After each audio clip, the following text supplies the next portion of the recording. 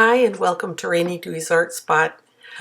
This little floral is another of my demonstration pieces that I used in one of my recent art classes.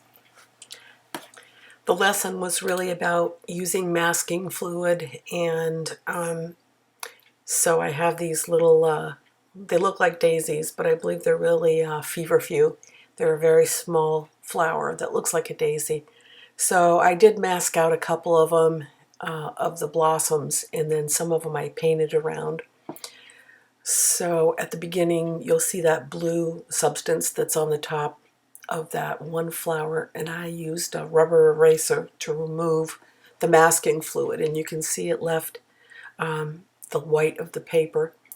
My goal is always to use the white of the paper and try to only use an opaque white, either Chinese white or a gouache, as a last resort. It always comes out a little bit fresher if you can avoid using white. But oh man, I had this rule, no white, until I went to the Fenimore and they had a Winslow Homer display, and he had some lovely little watercolors, not little, lovely watercolors. And don't you know, he used an opaque white. And since that day, I thought, who the heck am I to make all these rules, you know? So as I've evolved with my art, I have no rules. I'm going to use any tool that I have to try to salvage a painting, and that's what I'm doing here. So you'll see that I used one of the scrubbers. Those are really firm bristled brushes. I dampened them, and then I tried to remove as much paint as I could. Of course, you're never going to get it down to the white of the paper. So I worked hard to try to keep this fresh, and I thought maybe I could use relative value to say, you know, the flowers were white, but in the end, at some point you have to make a decision about whether you're going to toss your painting in the trash or use it for kindling for the fire, or if you're going to use whatever means you can. And in this case, maybe I really did need to jump in and use an opaque white. So you see I'm trying to scrub a little bit more on that one little flower, and I wasn't really able to remove enough, but enough to, when I put yellow on that little flower in the very back top left, the yellow will not look completely green. And so you'll see I'm just lifting little areas in the stems. Here I'm putting in the yellow of that little flower. And you'll see I was able to lift enough off that it actually does look yellow. So that's a success in my book. Here I'm trying to remove some more with that scrubber. So I use and I'm trying to go as gently as I can, because if you use the scrubber too vigorously, you're going to start lifting off paper. Now this is the Arches 140-pound cold press, and it can endure a lot of abuse, but even this paper will succumb if you end up scrubbing far too much. So here doesn't look like I was able to fix my camera. I apologize for that. I'll have to go. If someone has a way where I can change the settings, if you could let me know. Send me a comment on how I can adjust it's an iPhone, and I want it to focus on the painting, not on my hand.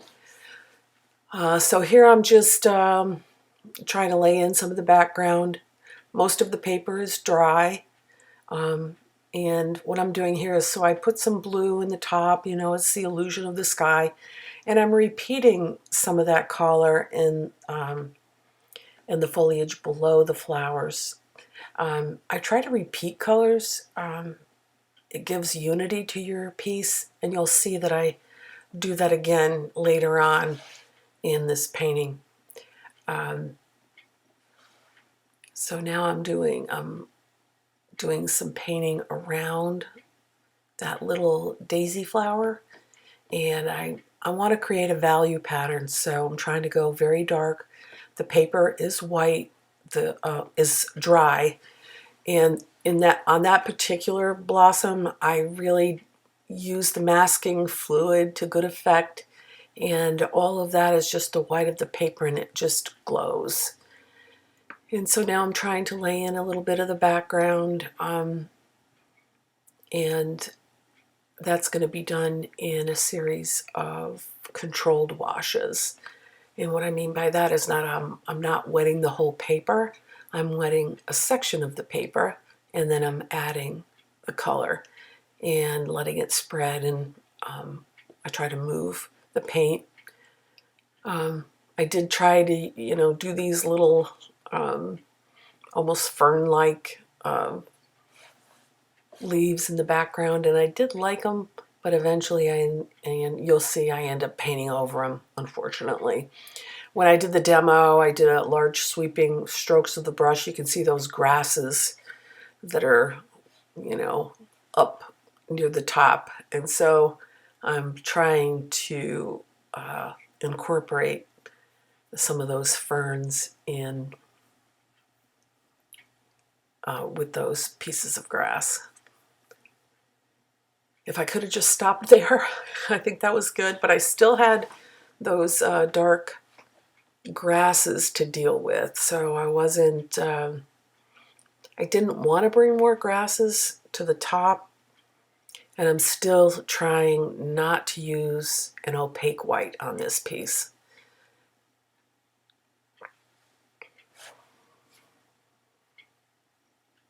The green that I used is phthalo green, and I mix it with the pyroli, I'm not sure if that's how you say it, red, and then I'll mix a little bit of yellow. It ends up making a beautiful green.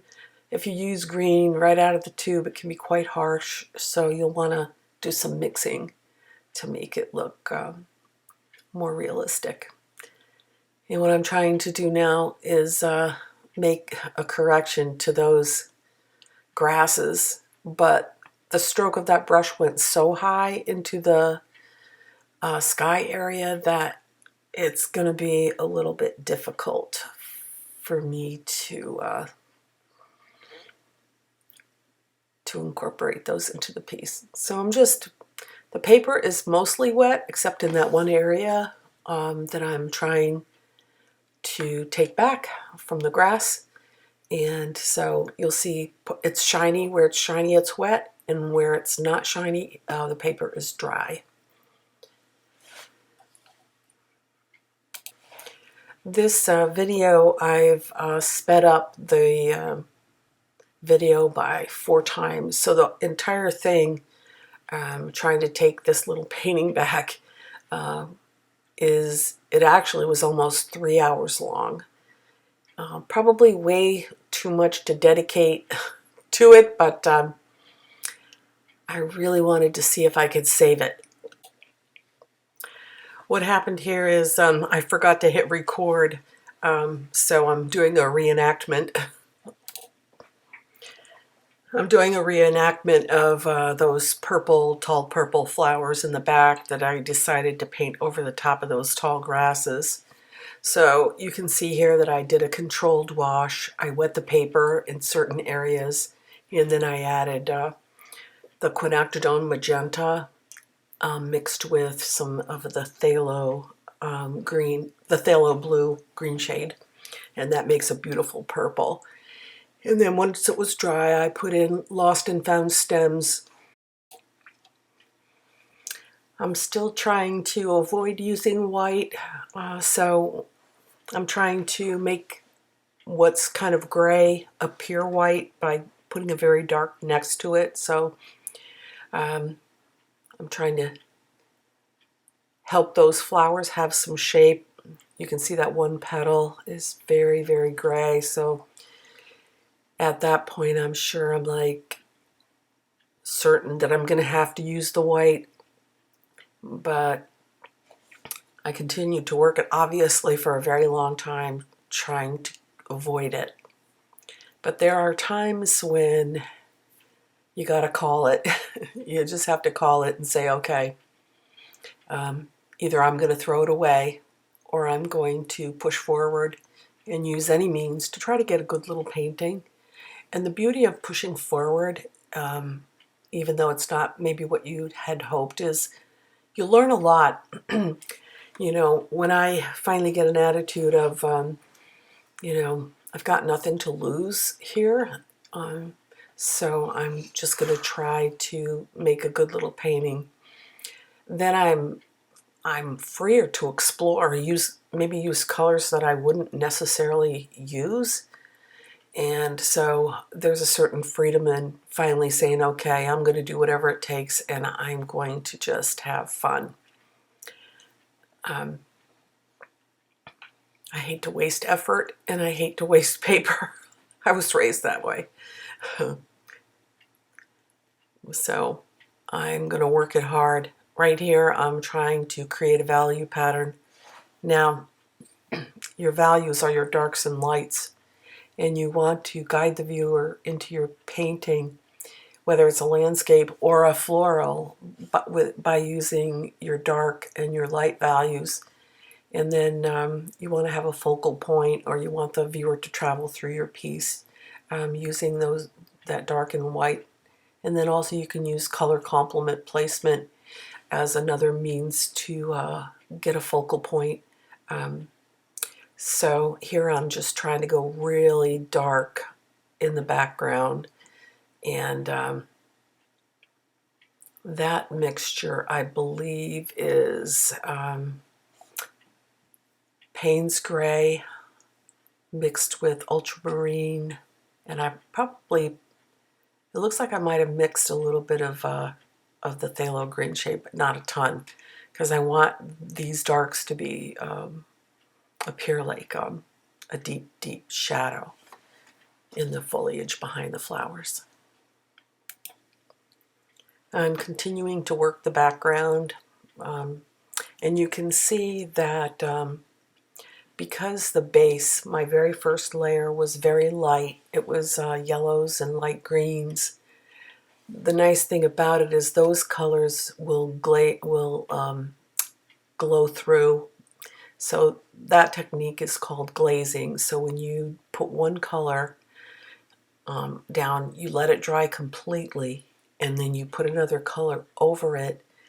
It gives you a different color than if you had to just mix the two on your palette, and it makes it more makes the colors more interesting. So you can see I've got, as I'm putting that dark Payne's Gray and ultramarine layer over that light green and light yellow, the light green and light yellow glows through and almost creates the illusion of some leaves that are behind the little flowers. And it's pretty cool because that is a great technique where you're letting the watercolor do the work. And I try to do that as much as possible before the final details. Sorry about that. I shifted my paper downward and didn't realize the camera wasn't picking up, but I left this section in because I felt like it was worth your seeing. You can see that I'm dropping in those colors and those dark colors on a wet surface, and then I'm lifting my board so that I can let the watercolor dance on the paper. Okay, and here we go. I finally got out my opaque white. I believe this is Chinese white. I twisted the cap so severely that it popped the darn thing off of the tube. So I did put some in my palette, but I'm using the opaque white from my pliers there. So this is where, you know, once you decide you're going to go for adding white, I decided I was going to put it all around, create a couple of extra flowers that really needed to be in the design. Those are all going to be done with the opaque white over the top of the watercolor layers that are already there. I put white over virtually the whole thing, all of the flowers except for the one flower on the very right on the top that I was able to actually retain using the masking fluid. I guess the reason I did that was just an illustration to show what it looks like when you use an opaque white and what it looks like when you have retained the white of the paper. So that's just an illustration for the people in my class. So what I did with the, you can see I'm working it too quickly. In some cases it's a little wet, so I had to blot. That's one of my biggest downfalls is the weighting. Watercolor, some of these watercolor washes, it's really important to wait for just the right time to add paint, to add white, If the paper is too wet, your paints will spread too much. If it's too dry, you'll have art edges you may not want. So it definitely is learning about when is the right time. And like I say, I have a tendency to push it, and my bad, because you see there I go again, trying to push it. So what I did with the yellow centers then, since I've already used white, as I did tint the white with my watercolor yellow, and then I went in and did some of the centers using an opaque white in that area. So it's fun. I mean, there's nothing wrong with using white. I always try not to, just because it's my personal preference, but I'm by no means opposed to it, and neither was Winslow Homer. So there you have it.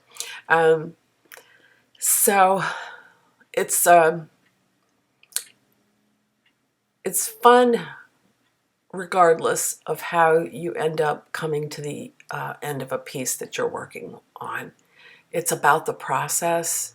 It's about the peace that the process can bring you. For me, life can have some trials, and when you're involved in trying to paint a piece of art, these kinds of being creative can help you escape for a while.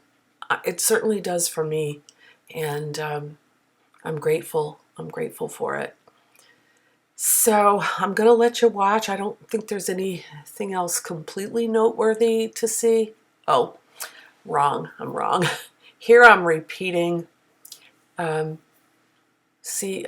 happened was when I added those purple flowers in the top, it was like the top was weighted with some purple, and I hadn't repeated that color in any other part of the painting.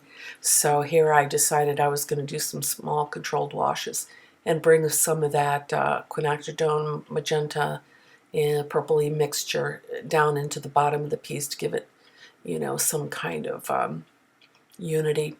Also, I decided to do some spattering, so I took a brush with some white paint and I just popped it on, and you can see it created some random whites here. So I'm just making them into maybe Queen Anne's lace. I did try to do some little buttercups up there, but I didn't do more because I thought, not sure I like that. Maybe it's too much, and you'll see I lift those off later. Those two little yellow spots I will lift off later.